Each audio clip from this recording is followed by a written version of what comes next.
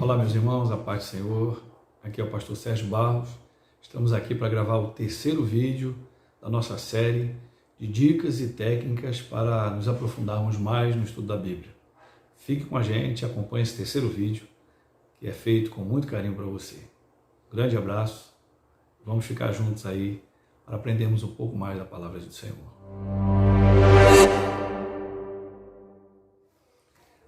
Mas antes de prosseguir esse vídeo, eu queria relembrar. No primeiro vídeo, nós falamos sobre as 6 perguntinhas que nós devemos fazer ao texto, que nos ajudarão a uma melhor compreensão sobre o texto que nós estamos estudando. A primeira pergunta é quem? A segunda é o que? A terceira, onde? A quarta pergunta, quando? A quinta pergunta, por quê? E a sexta pergunta é como? De posse das respostas a essas 6 perguntas, nós teremos uma melhor compreensão sobre o texto que nós estamos lendo. E no segundo vídeo nós falamos sobre as 3 importantes fases para um melhor estudo e mais aprofundado da palavra de Deus. A primeira fase é observação. Nós devemos observar atentamente tudo aquilo que nós estamos lendo. A segunda fase é interpretação.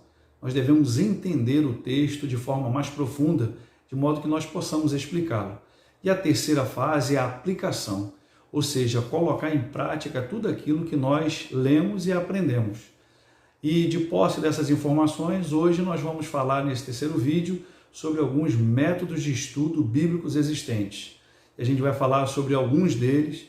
Eu espero que eles ajudem a você a escolher melhor, a melhor forma para você estudar a palavra do Senhor.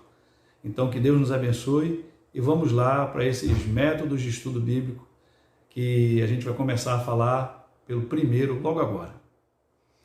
E o primeiro método de estudo bíblico que eu queria falar com vocês é um método que se baseia em um amplo exame de apenas um livro.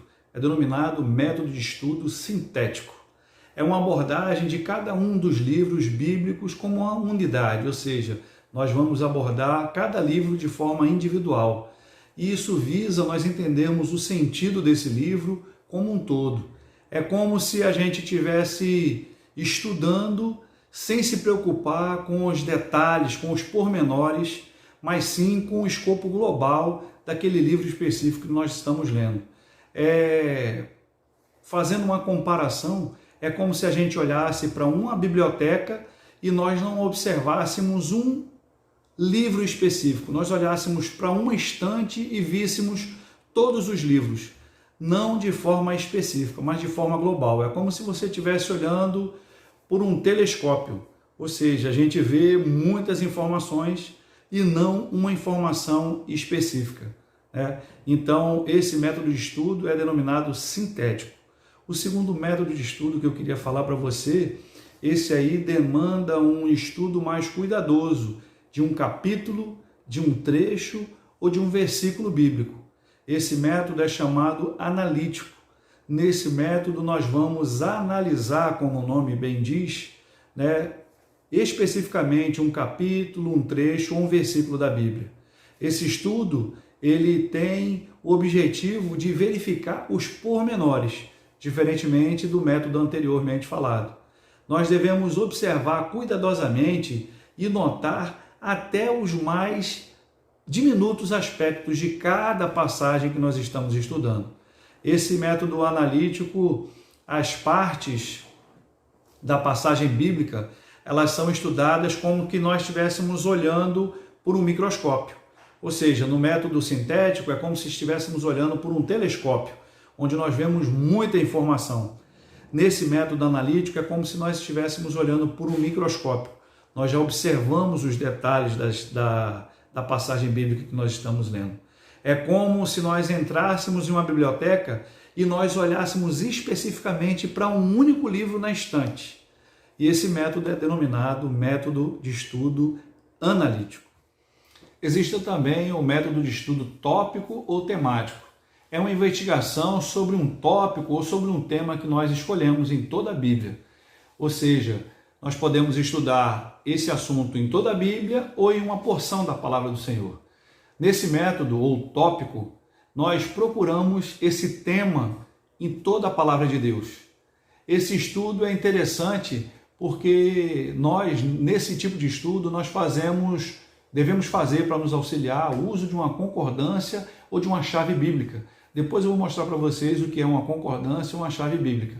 Porque nesses manuais, eles nos auxiliarão a nós coletarmos informações sobre o tema específico.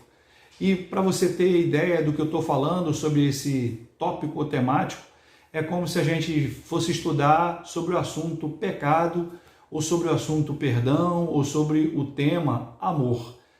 E existe também o quarto método de estudo bíblico que eu queria falar, que é o biográfico. Esse é um estudo que remonta a vida ou parte da vida de pessoas ou personagens bíblicos. E nesse estudo nós podemos associar elementos cronológicos, geográficos ou históricos. Esse estudo ele dá uma ênfase aos exemplos positivos, aos exemplos negativos, às virtudes e aos feitos relacionados em relação ao relacionamento dessa pessoa com Deus. E muitas outras coisas. Um exemplo que a gente pode citar é a gente fazer um estudo biográfico da vida de Moisés. A vida de Moisés no Egito, da vida de Midian, no deserto, de José, sobre um estudo biográfico de Daniel, do apóstolo Paulo, do apóstolo Pedro e até mesmo um estudo biográfico do Senhor Jesus. E existe um quinto método de estudo que eu queria falar com você, que é o cronológico.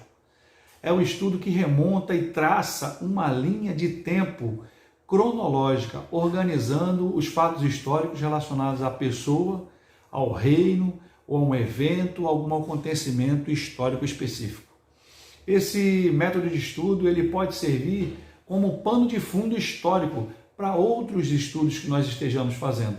Por exemplo, eu posso estar fazendo um método de estudo biográfico sobre a vida de Moisés, mas eu posso utilizar esse método de estudo para fazer um levantamento de um pano de fundo histórico sobre a vida de Moisés. E outro exemplo que a gente poderia dar seriam os anos do ministério de Jesus em Jerusalém, naquela terra, os anos do reinado do rei Davi, entre outros exemplos que nós poderíamos citar. Existe também o sexto método de estudo bíblico que eu queria falar, que é o método de estudo geográfico. Esse é um estudo que procura relacionar os aspectos geográficos para ilustrar a movimentação de personagens ou acontecimento de fatos históricos. Esse exame ele inclui nós verificarmos os lugares, as cidades, os montes, os rios, para você saber aonde fica Jerusalém. Fica próximo ou longe da Galileia? Onde fica a Ásia Menor? Onde ficava a cidade de Corinto? Então, nós podemos utilizar esse método de estudo geográfico. Nós podemos fazer outros exemplos, como Elias no Monte Carmelo e no Monte Horebe, as viagens missionárias de Paulo, por onde se deram essas viagens missionárias, por onde Paulo passou. E existe também um sétimo método de estudo, que é denominado método de estudo histórico. Esse é o estudo que se preocupa com os detalhes da história bíblica. Ao mesmo tempo, nós estudamos e podemos nos envolver nos aspectos cronológicos, geográficos e até biográficos.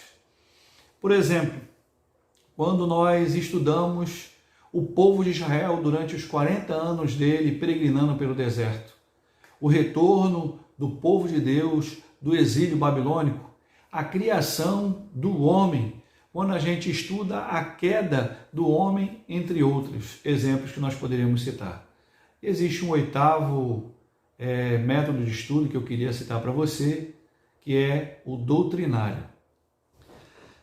Nesse método de estudo doutrinário, nós fazemos um estudo de uma doutrina ou de um conceito teológico, o qual ele pode abranger toda a Bíblia ou se restringir a algum livro, ou algum autor, ou algum gênero literário bíblico específico.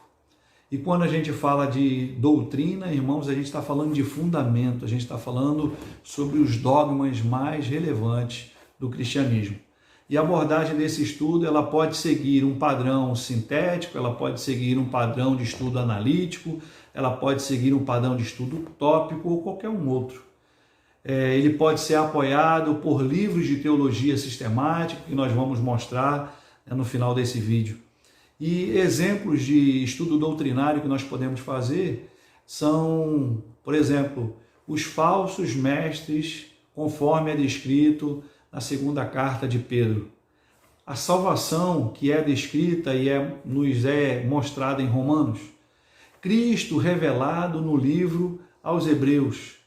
E o importante, irmãos, que nós devemos destacar, antes de tudo, de fazer um estudo bíblico, nós devemos escolher um momento adequado, nós devemos escolher um local adequado para que esse estudo seja realizado. Preferencialmente, um local onde haja pouca possibilidade de interrupção e, portanto, um maior rendimento do nosso estudo. E antes de tudo, antes de qualquer coisa, nós devemos orar ao Senhor para que Ele nos conceda a sua direção e sabedoria necessária para que nós possamos entender tudo aquilo que nós estamos lendo, para que o estudo bíblico ele se desenvolva da melhor forma. Devemos orar ao Senhor para que Ele ilumine a nossa mente, para que Ele ilumine os nossos corações. E eu queria dar algumas dicas importantes para você que deseja se aprofundar cada vez mais e mais no estudo da palavra do Senhor. Então vamos às dicas.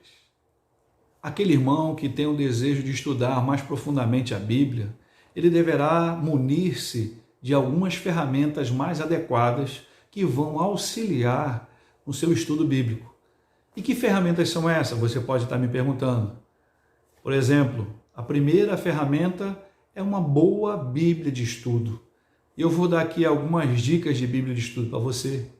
Existe a Bíblia de estudo Genebra, existe a Bíblia de estudo Thompson, que estão aí na sua tela. Existem comentários bíblicos que nós podemos adquirir para nos ajudar a compreender melhor.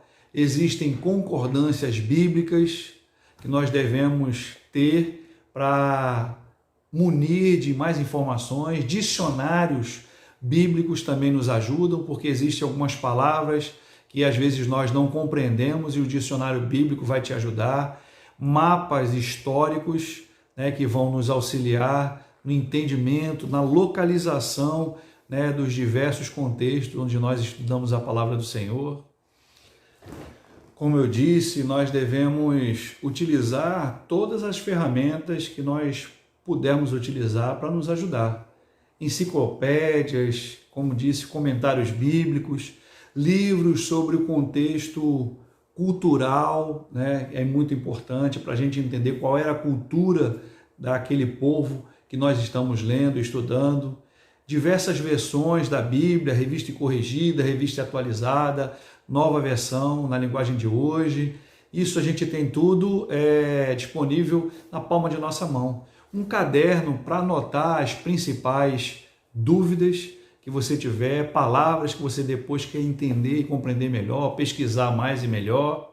E como eu disse, antes de tudo isso, de nós tomarmos todas essas providências, nós devemos iniciar o nosso estudo bíblico orando, pedindo que o Espírito Santo ele ilumine a nossa mente, que o Espírito Santo ele inflame o nosso coração, que nós tenhamos mais paixão pela Escritura Sagrada, que o Espírito Santo nos dê ousadia, não somente para estudar, mas principalmente para pôr em prática tudo aquilo que nós estamos aprendendo na Bíblia, na Palavra do Senhor, para que o Espírito Santo ele nos fortaleça, para que ele fortaleça as nossas convicções em Deus, para que Deus ele aumente a nossa paixão, o nosso amor uns pelos outros, para que o Senhor eleve a nossa confiança nele, para que nós possamos entregar verdadeiramente o nosso caminho ao Senhor e para que o Senhor nos use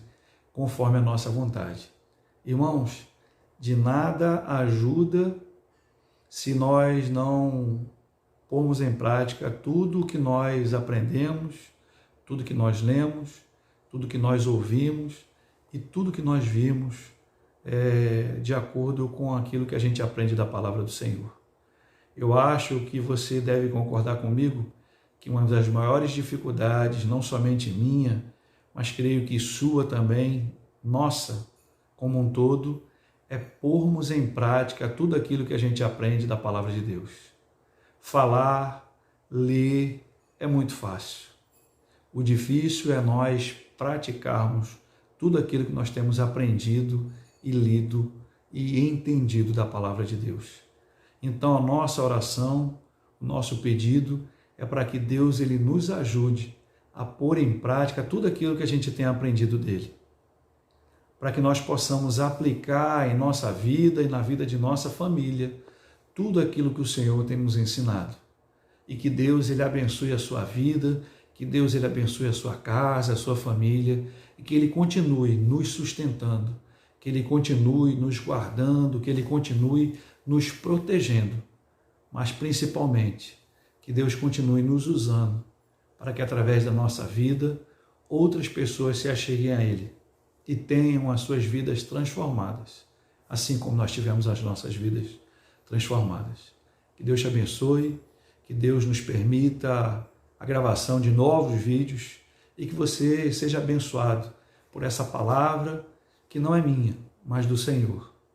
Um grande abraço e até o próximo vídeo, se Deus assim nos permitir. Mas, antes de você desligar, ou passar para outro vídeo, eu queria pedir a você que está assistindo esse vídeo e que ainda não é inscrito no nosso canal, clique aqui no cantinho, inscrever-se e se inscreva no nosso canal. E se você gostou desse vídeo, clique em gostei. Se você não gostou, clique em não gostei. Não tem problema. Eu espero que Deus ele abençoe a sua vida. Eu espero que esse vídeo possa ter te ajudado de alguma forma a buscar um maior e melhor aprofundamento do estudo da palavra de Deus. Que Deus nos abençoe, que você possa compartilhar as nossas mensagens e que Deus nos abençoe, não somente hoje, mas sempre. Um grande abraço e até o próximo vídeo, se Deus assim nos permitir. Tchau e fiquem com Deus.